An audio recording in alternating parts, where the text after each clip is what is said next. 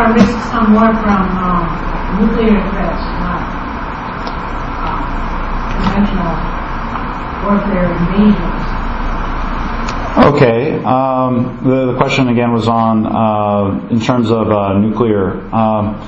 Well, I guess I would say, take a look at what our foreign policy has done to us. I mean, we could look at either North Korea or Iran. In the case of Iran, if you look at a map, they've got a United States Army on the Iraqi border. They've got a United States Army on their Afghanistan border. They're under a lot of pressure. They have economic sanctions on them. They don't have although they're very oil rich, Iran does not have a single refinery. So all of their gasoline for all of their cars is actually put back into the country. They're very threatened, is what I'm trying to say. And if you study history, like for instance the CIA coup with Mossadegh in 1953, which led to the reinstallation of the Shah, which basically ran a police state for about 30 years.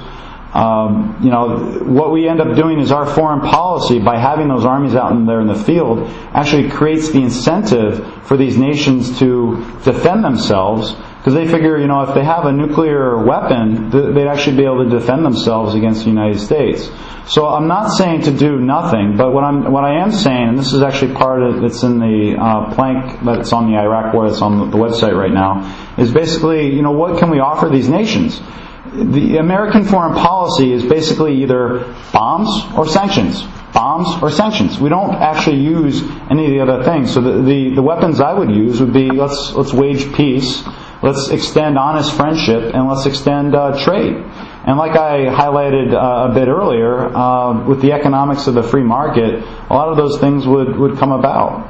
So it is a difficult topic, but. That's my answer. If you have further questions, feel free. More questions? Okay, go ahead, George. In one of your other talks, you commented on the great mistake of '68 with Bernard Bernanke in 1968. In 1968, that was the London Gold Pool, or are you referring? No. It was just the great mistake of '68, and I wanted you to elaborate. Okay, I'm not quite sure, because I think probably the great mistake of '68. In terms, do you remember what it was on? Was it on the Federal Reserve or? Well, yeah, I mean the Federal Reserve. Okay, there is an article that I wrote a couple weeks ago. It actually went into detail on the gold standard in the Great Depression, and basically Ben Bernanke, the chairman of the Fed, had his whole career based on his whole academic career, and the reason he was selected to be Fed chairman was based on two things. First was he proved that the gold standard, I quote, proved. The gold standard actually hindered economic recovery during the Great Depression. And number two, he basically said that, in a very famous speech about helicopter drops of money, that the Fed could solve any problem by basically dropping money on everyone else. So I'm not quite sure exactly what I was referring to. The article is also on the website called Bernanke's Great Lie. I think it's the gold standard in the Great Depression. And also, I'm also running for United States Congress in the district, so if you have other questions that aren't related to this talk, you can also ask them as well. I'll try to answer them as best I can.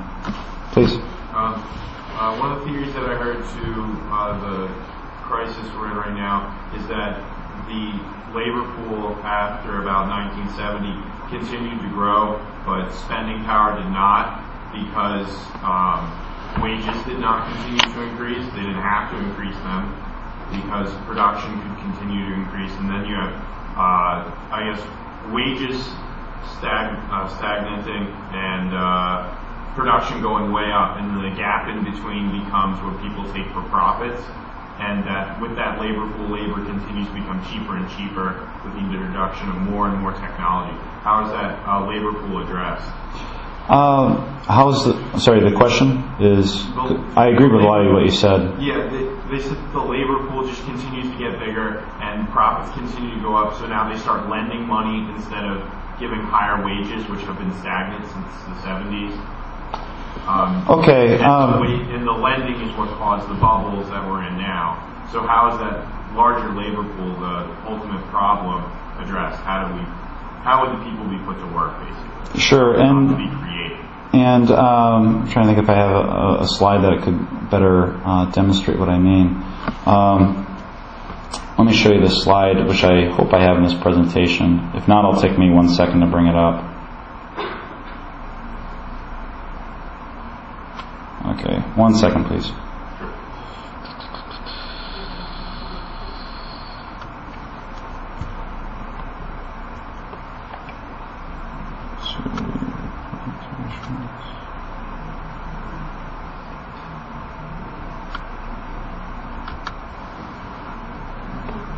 Because like you said, a lot of the things that is inherently true, like if you go back to the 60s and 70s and ask the people that were alive at that time, what you often had is basically, typically it was the husband worked while the mother raised the children. And these days, you don't really see too much of that going on. What you see a lot of is, daycare and both parents working, which in a lot of cases, and if that's voluntary, that's fine.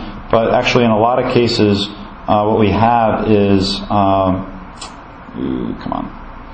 But in a lot of cases, what we have going on is, sorry, I lost my train of thought. This presentation actually doesn't have it. I need to go to my financial crisis presentation. 1 second, I'll bring up the chart, which I think will reveal quite a bit. It's a very simple graph on something called the real interest rate, and it actually starts in 1970, which covers the whole area that you're talking about.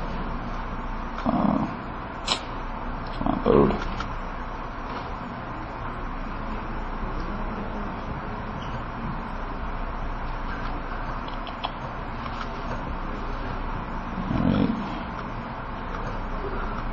Towne, 2010, yeah. That's right.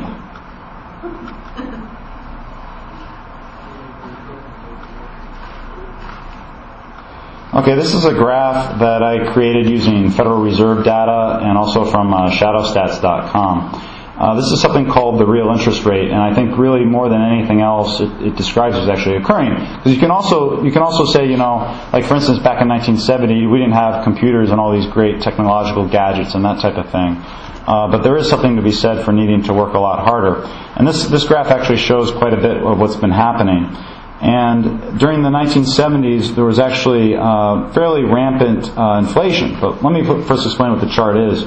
The real interest rate is like if I had $100 and I put it into the bank, that would earn interest on it. Like right now, maybe 1%, so I get $1 at the end of the year.